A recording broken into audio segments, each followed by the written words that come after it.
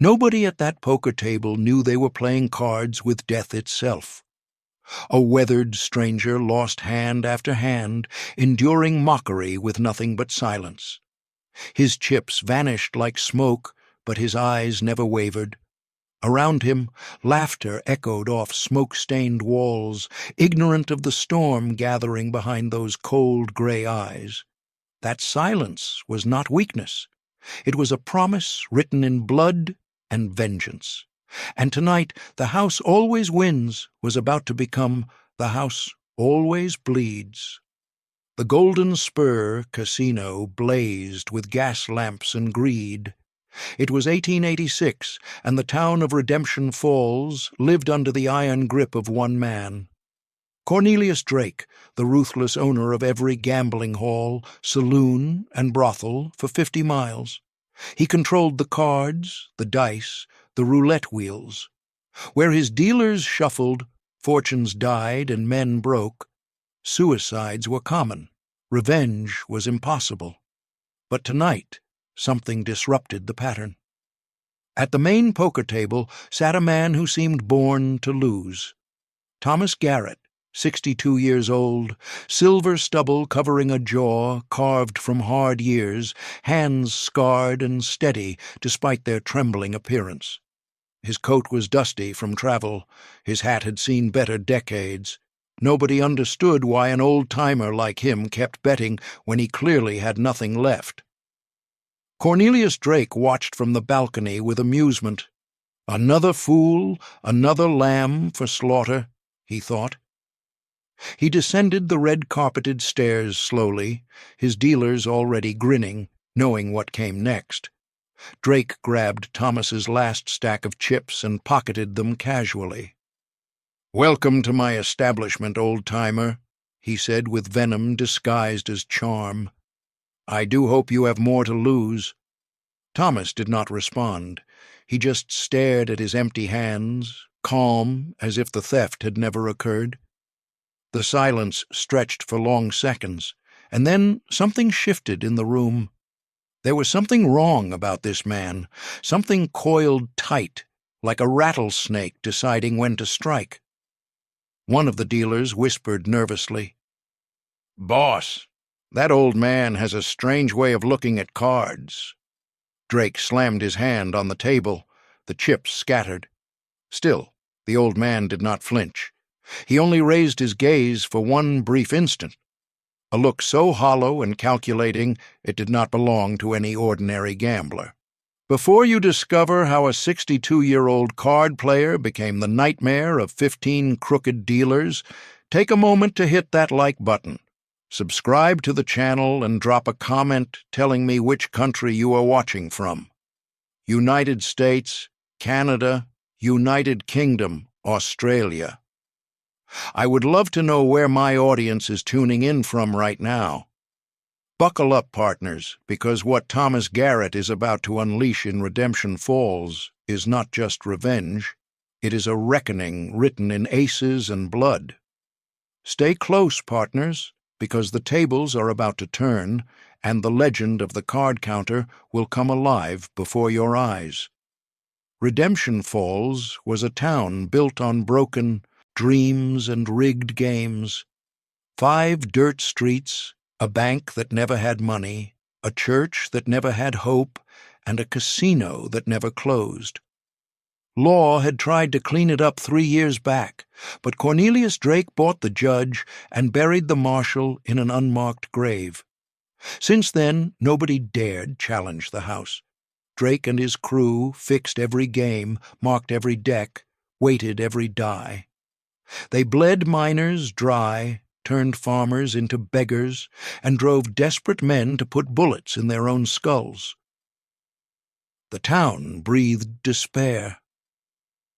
Thomas Garrett arrived on a Wednesday. Stagecoach. No luggage except a worn leather satchel and a deck of cards in his coat pocket. He paid for a room at the Dusty Trail Inn, with gold coins so old they looked like relics. He spoke to no one, asked no questions, simply observed. Curious, the innkeeper asked where he came from. Thomas answered in a voice like gravel on glass, from a place where the cards were honest. That first night, Thomas sat alone at a corner table in the Golden Spur, whiskey in one hand, chips in the other. The dealers shouted, players cursed bad luck, drunks smashed glasses. One brute, a man called Razor Eddie, noticed the stranger. "Look here, boys, fresh blood." He stumbled over, drunk and mean, and knocked Thomas's hat off his head. "Old-timers do not last long at these tables, Grandpa. You came here to lose everything." Thomas arranged his cards slowly, eyes steady, replying in a voice like winter frost. "I came here to collect a debt." Razor Eddie laughed loud and ugly. "Collect what? Winnings? You have not won a single hand all night." Thomas looked up, and for just a heartbeat, his eyes showed something ancient and terrible. "Not money, Eddie. Justice, the kind paid in full." Silence dropped like a guillotine blade. Razor Eddie frowned, confused by the strange response, then spat in Thomas's drink and returned to his table amid roaring laughter. The old man pushed the glass aside, finished his hand, folded deliberately, and rose to leave. Before crossing the threshold, he paused and turned back toward the dealer's pit. His gaze moved across each face slowly, memorizing features, counting souls. Outside, under flickering oil lamps and a starless sky, cold wind swept through empty streets. Wooden shutters banged. Somewhere in the past, the name Thomas Garrett whispered like a ghost story. The card counter, the man who broke the Barbary Coast, the gambler who burned 3 empires, something everyone would soon remember. What deadly secret did this old man carry in his satchel? Keep watching. The dusty trail in smelled like old leather and lamp oil. Thomas climbed the creaking stairs slowly, each step measured, a reminder of years spent sitting at tables where one mistake meant death. His room was sparse. A bed, a chair, a window overlooking the main street and the glowing casino. He sat on the bed and pulled from his satchel the only thing he truly valued. A photograph, creased and faded. In it, a young man with intelligent eyes stood beside a beautiful woman holding a baby girl. Thomas traced the baby's face with a trembling finger. His jaw clenched, but he did not cry. He had not cried in 10 years. The last time was 1876, when he found his brother Daniel face down in an alley behind a San Francisco gambling hall, pockets turned out, throat slit ear to ear. The killers were enforcers for a crooked casino syndicate that eliminated players who counted cards too well. Thomas tracked them for 2 years, finding them one by one in poker games across California. He bankrupted them, exposed their cheating, and watched as their own partners turned on them. When the last man begged for mercy, Thomas walked away. He became a legend, the card counter, the gambler who never lost when it mattered, the man who could read a deck like prophecy.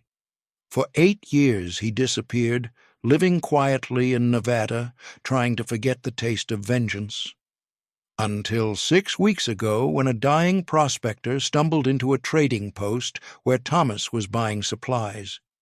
Before death claimed him, the prospector spoke of Redemption Falls, of Cornelius Drake and his operation, and mentioned a name that froze Thomas's blood. Victor Slade, the cold-eyed dealer who had slit Daniel's throat and taken his winnings, and now Victor Slade worked as Cornelius Drake's head pit boss. Thomas removed his boots and lay fully clothed on the bed, staring at the photograph. His hands did not tremble any more. They remembered. They remembered the weight of cards, the feel of a perfectly shuffled deck, the mathematics of probability and the art of reading tells. Outside, the music and laughter of the Golden Spur continued, unaware that the card counter had returned. Redemption Falls had just anteed into a game it could not win. The storm was coming, and the house edge had just shifted. Do not look away. Morning arrived with brutal desert heat. Thomas woke before dawn, joints protesting but obeying. Downstairs, the innkeeper served weak coffee. As he ate, Thomas watched the street. Drake's collectors were shaking down merchants. One enforcer shoved an elderly shopkeeper who collapsed bleeding. Thomas gripped his cup until knuckles went white. "Do not get involved, Mr. Garrett. Those men kill for sport." "I know," Thomas said. "I used to play cards with men just like them." He stepped outside. The enforcer, a massive man called Ox, laughed. "Hey, old man, that merchant owes Mr. Drake respect. You are sticking your nose where it does not belong." Thomas straightened slowly. "This man owes Drake nothing, and I owe you even less." Ox reached for his pistol. "You got any idea who you are talking to?" "Yes, a man who will be out of work by sunset." Ox frowned, confused, but older townsfolk felt ice in their veins. One drunk named Pete murmured, trembling, "That is him. That is the card counter." The name rippled through the crowd, the legend who broke the Sacramento syndicate. Ox hesitated. Thomas turned and walked toward the Golden Spur Casino. Behind him, Ox shouted threats, but did not follow. Inside the Golden Spur, Thomas sat at the main poker table. The dealer tried to wave him away. "Table is reserved for high stakes only." Thomas placed a leather pouch on the table. Gold coins spilled out. Enough to buy this table for a week. 4 professional gamblers sat down, hired by Drake to fleece tourists. They exchanged glances. Easy money. Thomas folded hand after hand, losing deliberately. The professionals relaxed. Just another fool. But Thomas was not playing cards. He was reading the game, watching the dealer's signals, noticing marked cards, observing tells, counting every shuffle, cut, discard. By the 10th hand, he had mapped the system. Marked deck, dealer signaling, 2 partners working together. The same system that killed his brother. After 2 hours of losing, Thomas said quietly, "I would like a new deck." The table froze. The dealer smiled with strain. "This deck is fine." Thomas met his eyes. "I insist. House rules allow it. Is that not correct, Mr. Drake?" Drake nodded slowly from the balcony. "Bring a new deck." Thomas examined it, broke the seal, began shuffling. His hands blurred with hypnotic precision. Every player recognized a master. With an honest deck, the dynamic shifted. Thomas won 3 hands, then increased bets, called every bluff, trapped bad calls. Within 2 hours, he had cleaned out 2 professionals and doubled his money. The crowd grew. Drake's expression darkened. Fresh players sat down, enforcers with Drake's money. Thomas smiled for the first time. "Gentlemen, shall we make this interesting?" He pushed everything to the center. 1 hand, winner takes all. The enforcers looked at Drake, who nodded. They would cheat. Thomas looked at the dealer. "I will deal this hand. House rules. Player who calls all in may deal." The dealer glanced at Drake, who nodded. Thomas shuffled one final time, hands blurring. He dealt 5 cards each. The enforcers grinned, powerful hands. They bet aggressively, inflating the pot. Thomas called every raise calmly. Final bet. The pot was massive. The enforcers laid down their hands with triumph. Straight, flush, full house. Thomas laid his cards one by one. 10 of spades, jack, queen, king. The last card fell, ace of spades, royal flush. "Impossible," an enforcer hissed. "You cheated." Thomas leaned back.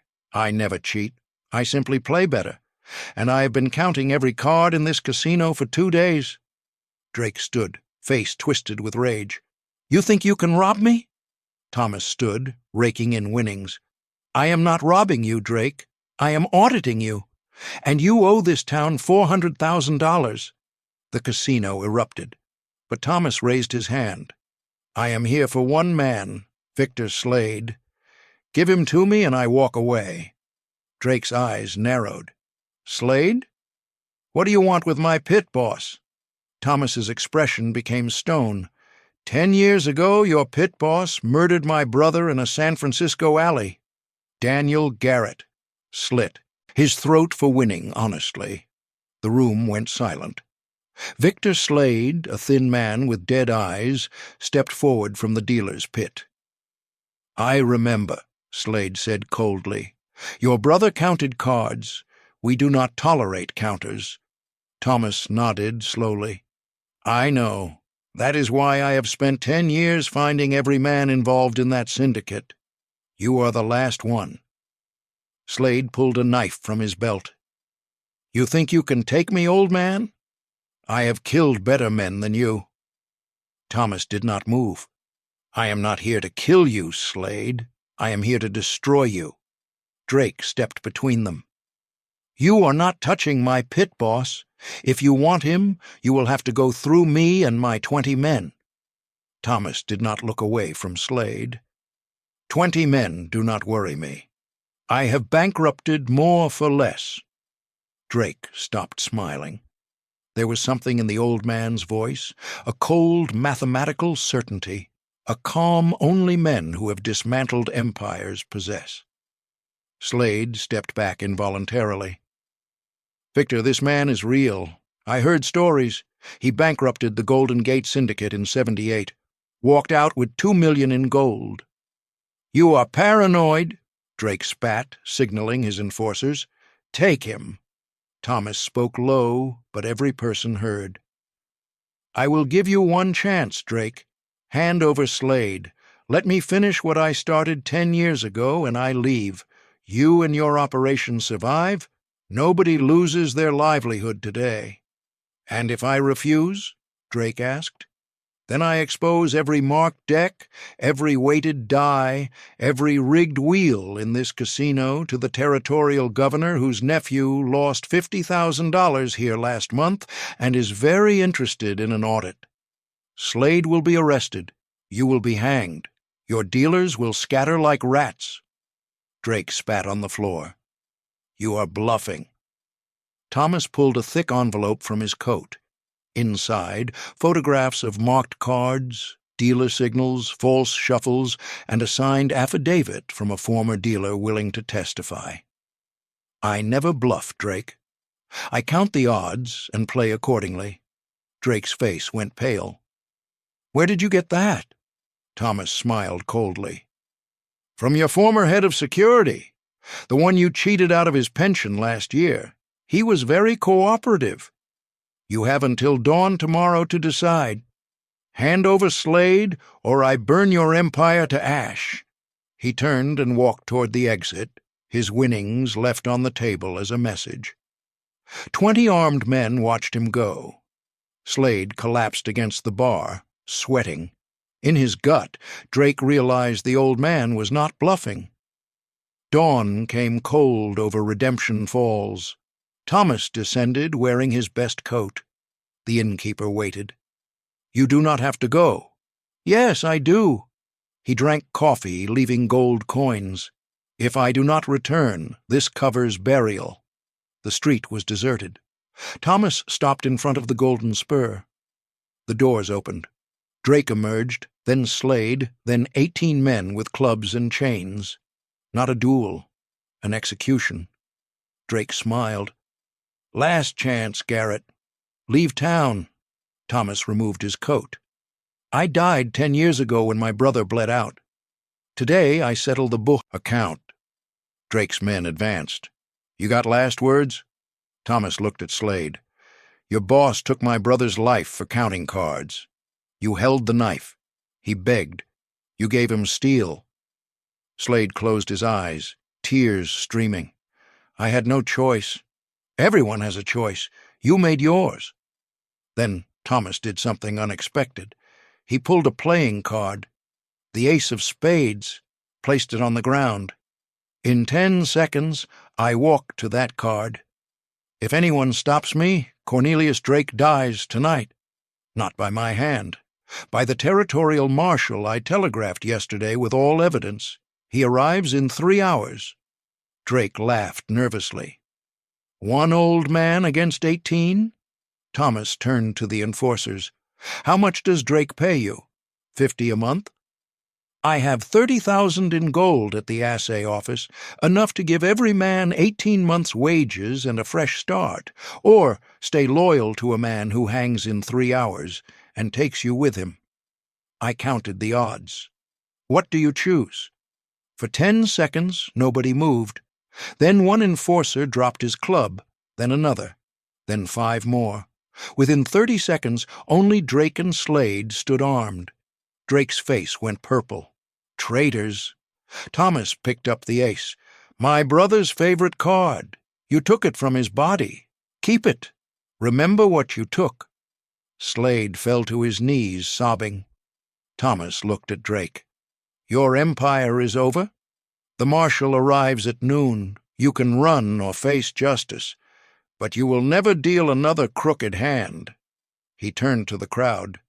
The Gold Rush Saloon needs new management. I am buying it. First month, drinks are half price. Drake lunged with a hidden knife. One former enforcer, Ben, knocked Drake unconscious. Justice served. Thomas mounted a gray horse and rode toward sunrise. The card counter disappeared. Redemption Falls finally earned its name. Slade turned himself in. Drake got 20 years. The Golden Spur became a schoolhouse. And somewhere on the California border an old man played for matchsticks with honest miners, finally at peace. Stories spread.